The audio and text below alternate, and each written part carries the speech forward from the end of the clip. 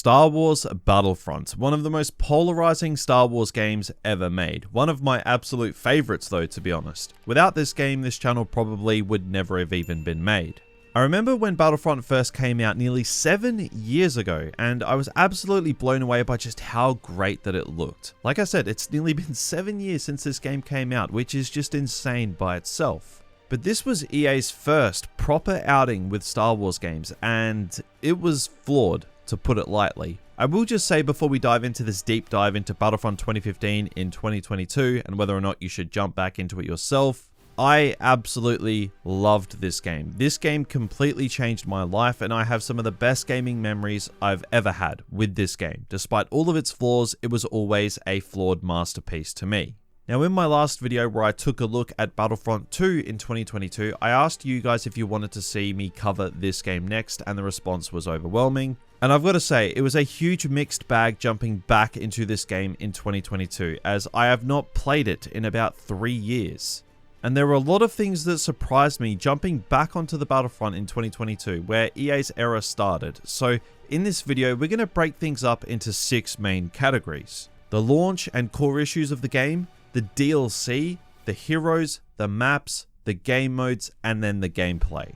And we're really going to do a deep dive into EA's first outing into the Star Wars universe and how well it holds up in 2022 and whether or not you should jump back into it. But before we do that, a quick word from our sponsors. Owner Saber have been a massive supporter on the channel for around a year now, and their store is currently popping off with their incredible range of high quality lightsabers. They have tons of really cool designs, super detailed, and a great addition to any Star Wars collection.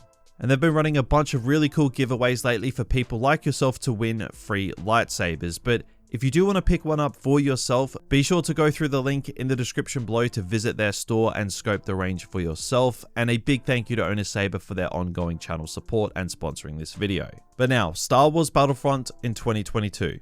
Let's dive into it. Star Wars Battlefront launched in 2015 to coincide with the release of The Force Awakens, a pretty hyped period for Star Wars fans, to put it lightly. Apart from 2017 when Battlefront 2 was released alongside The Last Jedi, there hasn't really been a more exciting period for Star Wars fans in the gaming world. Star Wars games had just come off a massive hiatus from the LucasArts days, and we were going to be launching into a reboot of arguably the most popular Star Wars game franchise ever. DICE brought us back to the Battlefront with perhaps the most hollow Battlefront experience to date. Actually, you know what, not even perhaps, it was the most hollow Battlefront game ever made. The game launched with extremely shallow amounts of content, the maps could almost be counted on one hand, same for the game modes. There was no campaign, there were only 6 heroes, content was just not Battlefront's strong point. And today, in 2022, the vanilla aspect of Battlefront is still just not enough. You need the DLCs to enjoy this game at its fullest. But they are still locked behind a paywall, but we'll get back to that. I've got a lot of things to say on that topic. But to top all of the launch issues off, there was no Clone Wars, not even any sequel content, which was just getting started at the time. There was one Jakku map that got released like a month or something after the game came out, and a smaller map as well, but that was basically it. The game was pretty much original trilogy through and through, and that was a massive mistake. So it's fair to say that at face value, most that look back on this game would say that it was a failure, it was disappointing. Dare I say it, it sucked. And you know what? I think all of those criticisms are fair. Not to mention, the game's future content was locked behind the season pass, which at the time cost an absurd amount of money. I think it was around $50, and I don't think something like this would fly with modern gaming standards, especially with a Star Wars game. But the launch and issues that this game had when it first came out were undeniable and almost unforgivable. But the magic of Star Wars Battlefront was never within the vanilla game, which leads me on to where the real magic of Battlefront was. The DLC in Battlefront is what Battlefront is all about. Honestly, take the DLC away from this game and I think Battlefront, all in all, is not a good game, like at all. Without it, the game is boring, but with the DLC, this is what made this game so good to me. So jumping back into Battlefront in 2022, what do you think was the first thing that I did? I went straight for that Bespin playlist, as it is the holy grail of this game, but I encountered a problem. I spent 4 days straight looking at this freaking screen right here. I spent over 20 hours sitting in the search menus for this game over that 4-day period. I jumped on European servers, US East, US West, my own Australian servers, South America, Asia, every single ping site at all times of the day and night, and I did not find one match on Bespin or Scarif. I even dusted off my Xbox, bought the Ultimate Edition of the game, and had 2 screens set up side by side in my setup, searching across ping sites on PC and console at the same time, just trying to find one match from Bespin or Scarif, and I failed to find even one. The closest that I got was 3 people in a lobby. It was at that moment that I honestly thought I might not even make a video on this game. But I feel like this happening is also a major factor in the entire point of these kinds of videos. It's not just for the nostalgia and the retrospective look back, but to let people know whether or not you should actually jump back into Battlefront in 2022. And honestly, if you only want to play the DLCs, I'd seriously say no. Purely for the fact that you're probably not going to find many games at all, and if you do, it's probably going to be a quarter full lobby on the Outer Rim or Death Star, as that's all I was really able to find over my extensive searching. But that doesn't detract from how great these DLC playlists were in their day, and this plays into one of this game's major issues. And it's still affecting the game nearly 7 years later, and that is having over half of the game's content behind a paywall, splitting the entire player base. The game's been out for nearly 7 years and you still need to pay to access half of the game's content. And it's the content that made the game what it is. It's like going to your favorite restaurant, paying a lot of money for your meal, but all you get is a plate because you didn't spend the extra $50 on the food itself. That analogy was absolutely shocking, but you see what I mean. Locking the only really great content in the game behind a paywall, it is just not it. And it's not only accessing the DLC playlist, you can't play as the new heroes without breaking down this paywall either. Luckily, not being able to find servers didn't stop me from being able to use the DLC heroes like Dengar, like Jyn Erso, Lando, Bosk, you get the idea. So from that aspect, I guess you can enjoy what you pay for still in 2022, but jumping back into this game and not being able to access the Bespin DLC was soul crushing because it was the main thing that I was looking forward to. Now I know there's going to be comments on this video that say you can't expect the lobbies to be full after all this time. Well, yeah, obviously. But searching for 4 days straight across all servers at peak periods for each country and still not finding more than 3 people queuing up across 2 different platforms, and not to mention only finding half full lobbies of Outer Rim and the Death Star, like that's a big shock that I certainly didn't expect. But it's a very important detail that I absolutely had to discuss in this video. I hope for all you PlayStation folk you have more luck, because on Xbox and PC the DLC playlists are pretty much dead. The time I had in the Outer Rim was basically torture, if I'm honest. Horribly unbalanced lobbies, and I had about 400 ping in these games or something, as I could only get a lobby on European servers.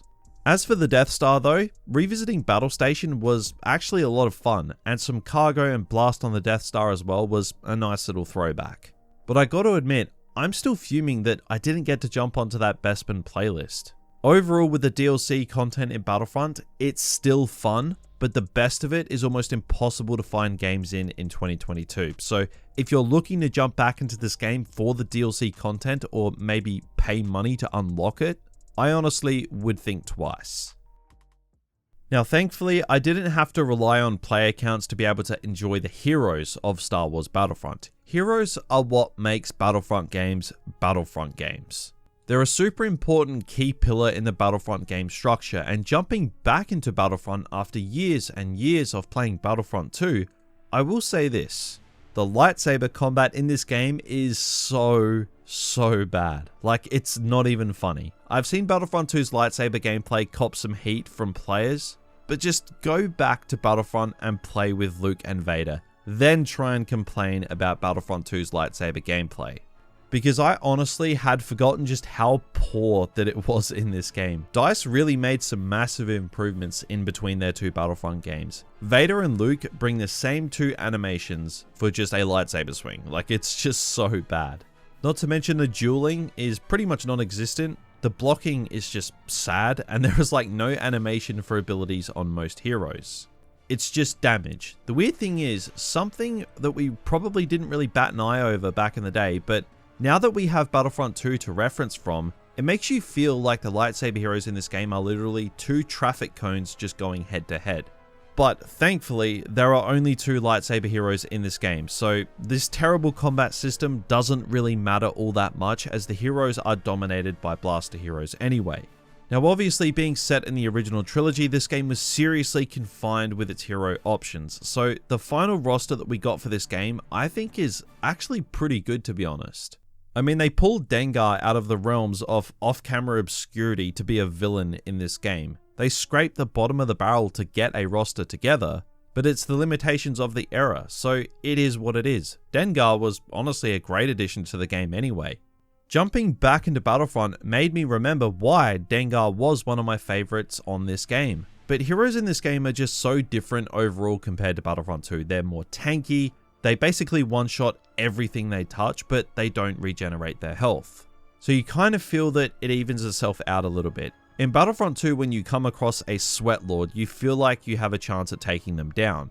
But in Battlefront, if you run into a hero, you're pretty much dead before you can even react, especially if you're coming up against a player who actually knows what they're doing. I seriously forgot just how overpowered the heroes were in this game. It actually annoyed me a lot at some points when I played through certain modes again. There is literally nothing you can do sometimes. I still think that some elements of the way heroes were handled in this game, DICE completely nailed though. Some heroes feel better to use than others, like Jyn Erso. I think she is one of the best heroes in this game in terms of just not being so freaking janky. Because if there is one word that describes Battlefront's heroes, it's janky. Although powerful, the animations are sometimes hilariously bad. Some of the heroes feel incredibly stiff and hard to use, but the abilities for the most part give each hero something quirky and fun. Some of the heroes feel a little too similar to one another though, I will say that, but to be fair, this is something that DICE didn't rectify in Battlefront 2 either. Most heroes have similar abilities to others. There's just slight adjustments to make them appear different, but they're essentially the same thing. And the same goes with this Battlefront. It appears DICE didn't really learn from this when they made Battlefront 2. Overall though, I think the heroes are fine. Some of them are a lot of fun, some of them are downright broken, both in terms of abusing OP abilities and being genuinely fundamentally broken. And I've actually just remembered this as I'm recording it, but I nearly forgot about Chewie and how bad he looked in this game. Like, look at this. The maps in Battlefront are still one of the best parts of the entire experience, maybe even the best. If I were to compare the maps between Battlefront and Battlefront 2, I think I might actually give the crown to Battlefront. I don't know if it's the nostalgia talking or the maps in this game, if they are genuinely that good, but I have a real strong love for mainly the smaller maps within this game. Every single map on Bespin is great, so much so that DICE even added one of them into Battlefront 2. Same goes for some of the Outer Rim maps as well, with Jabba's Palace being the one that they added to Battlefront 2 as well. Look, these maps aren't groundbreaking for multiplayer shooters. The larger maps have your typical 3-lane structure, and the smaller maps have a central point that everything really revolves around. There's nothing groundbreaking here, but the way DICE put these maps together within the Star Wars universe is just incredible. And I think they really nailed it in this game, as the maps still hold up, even with a sequel being made. The attention to detail on these maps as well is second to none. The small nods within the maps to the original Star Wars films, all the tiny little Easter eggs. You really do get the sense that the developers really gave a crap when they were crafting these maps together. It's not exactly hard to tell that these maps were put together by Star Wars fans, and if you know anything about the DICE employees that worked on the 2 Battlefront games, you will know that basically all of them were complete Star Wars tragics, and it shows. Don't get me wrong, there are some issues with how some of the maps play out with the spawns. I got spawn trapped pretty bad in my first match on the Outer Rim expansion, and if you can spawn trap with a hero in this game, it basically ruins the lobby. Because realistically, there is just nothing you can do as infantry. You get away with it with Battlefront 2 because a good player with a clone trooper can take down a hero if they're good enough. But in this game, it's basically curtains on the particular lobby unless the guy using the hero is a complete and utter donut. Now, I obviously can't talk about these maps without gushing for a second over just how good that they look. This game came out in 2015 and it still looks better than majority of games coming out these days. Especially in this genre. I'd argue some of the maps actually look better in this game than they do in Battlefront 2. Hoth and Endor probably being the standouts. There are some maps that don't really hold up that well though, and I noticed this jumping into the Death Star DLC and playing the Battle Station game mode. It looks a little bit rough. Especially considering that I had just played Battlefront 2 Starfighter Assault just last week, and that looks incredible. Now I know I've harped on about Bespin a lot in this video, even though I couldn't find a lobby, but I remember just how amazing that Carbonite freezing chamber was. Same goes for the Sullust map in Walker Assault, it's just incredible. But what brings these maps to life is the sound design. Each and every map is just spot on in the sound department. Everything from the space battles overhead, to the blast of fire, to the Ewoks making their weird little noises in the trees on Endor, the Star Wars soundtracks blaring as the match becomes more intense. It's honestly unbelievable just how well the sound is handled in not just this Battlefront game, but its sequel as well. The sound in these games is completely perfect. If you want full immersion, go and turn the HUD off and play the speeder bike mission in this game. It's like it was ripped straight out of Return of the Jedi. It's absolutely unbelievable. The sound really is the glue that just holds these incredible maps together without you really realizing it. I have a lot of praise for the maps in this game, and jumping back into most of them all of these years later was just so much fun. The game modes of Battlefront 2, I could go on all day about this. Jumping back into Battlefront and getting into game modes of Drop Zone, Cargo, Droid Hunt is just the best little nostalgia kick ever. I tried to get into some Hero Hunt, but unfortunately despite endless searching I just couldn't find a lobby, but I completely forgot that mode actually existed anyway. But Walker Assault is obviously the marquee game mode of Battlefront, and it's still a solid mode to play to this day. But even after years of not playing this game, I still found myself kind of bored after a couple of games. And that lends to my take that Battlefront is better in the smaller modes. That might not go for other Battlefront games, but this one specifically, I think that is the case. Walker Assault is basically Galactic Assault in Battlefront 2 anyway. It's the tried and true formula for large scale modes in this era of Battlefront games. It just does the job on a large scale, but modes like Extraction, Sabotage on Bespin, which again, didn't get to jump into, but that was by far my favorite mode on this game back in the day. Even Battle Station is super fun. Jumping back into it after all of this time, the first phase in a space battle surrounding a Star Destroyer, to storming the Death Star to rescue R2, to finishing with the iconic Trench Run. It's just such a cool concept for a game mode that I think holds up really well. But the thing that stood out to me jumping back into Battlefront after years of playing Battlefront 2 and kind of forgetting the basic things about this game was actually Heroes vs Villains. A super iconic Battlefront game mode. Now this might be a hot take, but I actually prefer how Battlefront did Heroes vs Villains over Battlefront 2. Battlefront 2 is just a straight up hero and villain team deathmatch. It's fast, it's hectic, but Battlefront really takes its time with this mode, which was something that I just did not remember. The round-based system, you can spawn in as infantry in this mode as well, and honor guards for Leia and Palpatine. There is just so much more to this iteration of Heroes vs Villains. And I didn't realize just how much better this game mode was after playing the hell out of Battlefront 2 for 5 years and then jumping back into this. This was by far one of the most pleasing surprises of my time with Battlefront in 2022. The game modes felt fresh, and they were enjoyable on the smaller scale. So finally, the gameplay. Look, the gameplay has obviously aged quite a bit. The game is nearly 7 years old after all.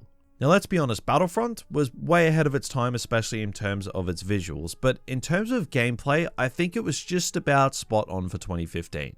We touched on the hero gameplay earlier, and for the most part, it is still pretty good, mainly because of the blaster heroes. The lightsaber gameplay, it's just absolutely terrible and has aged like milk. But we do know that Battlefront 2 overall undertook a massive gameplay overhaul, which was definitely warranted.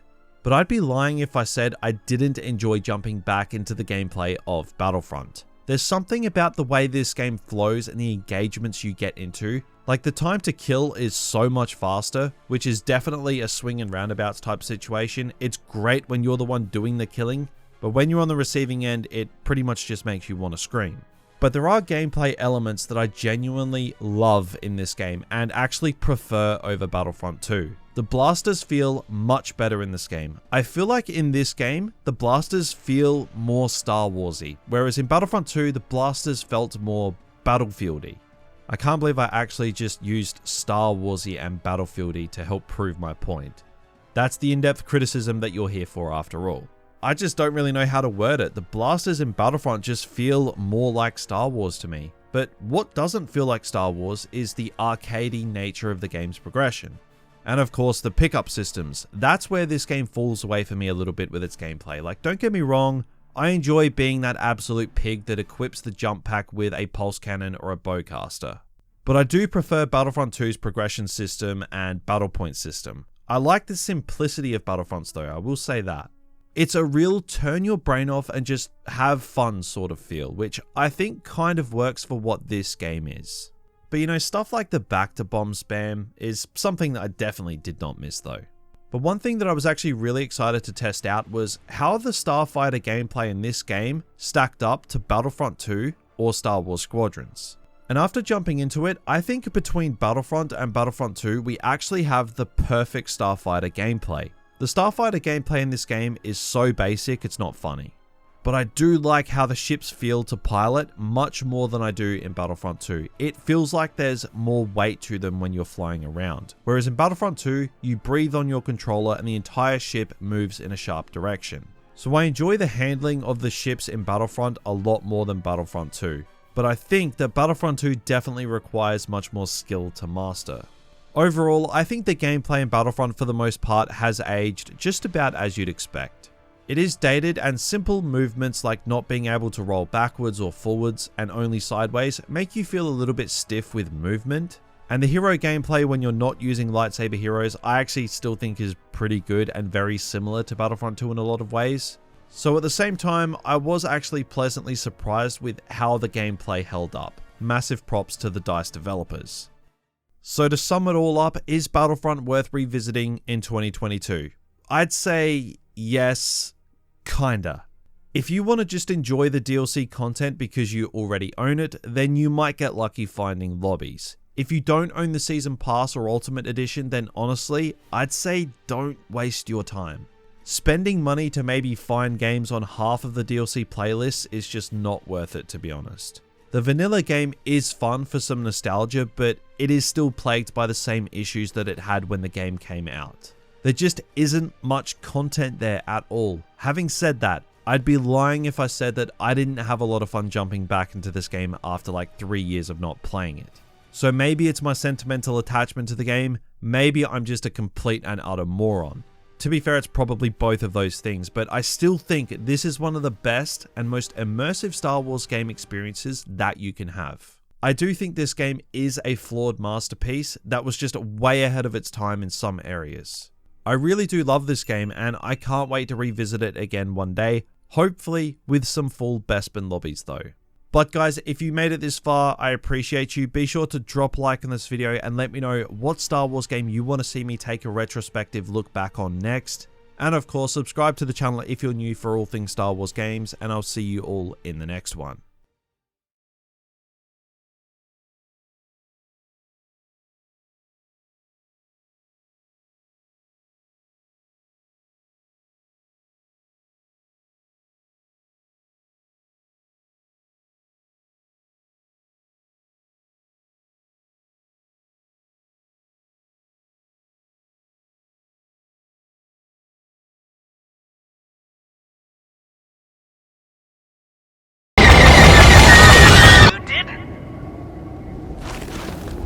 Not this time. No, you didn't. Not this time.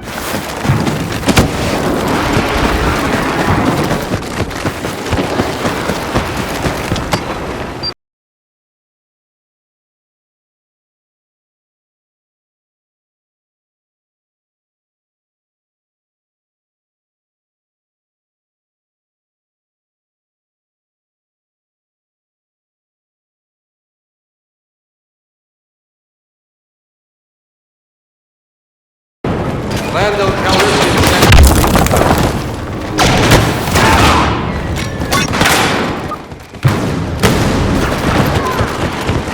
Excellent. Keep the shipment immobilized.